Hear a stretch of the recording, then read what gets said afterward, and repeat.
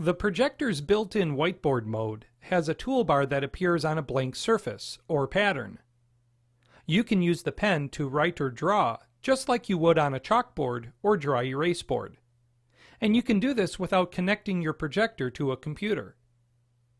Many of the projector's built-in tools in whiteboard mode are the same as the ones found in the Easy Interactive Tools, which is a basic annotation application available for download. To choose whiteboard mode, just tap the icon at the top of the toolbar.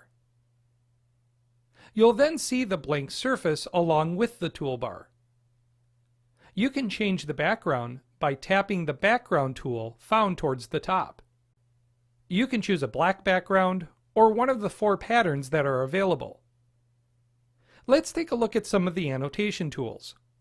Towards the bottom of the toolbar, we see pen and highlighter tools, and also erase tools. There are 3 pen tools of different colors and thicknesses, and also a custom pen and highlighter.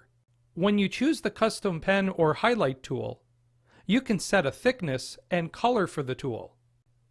At the bottom, there are 2 erase tools. The top one is the eraser, and you can tap and drag with it to erase annotations.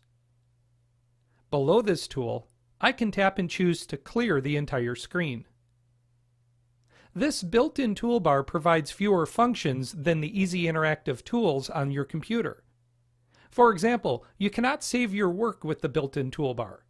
If you want to save, you can connect a computer to the projector and use the Easy Interactive Tools.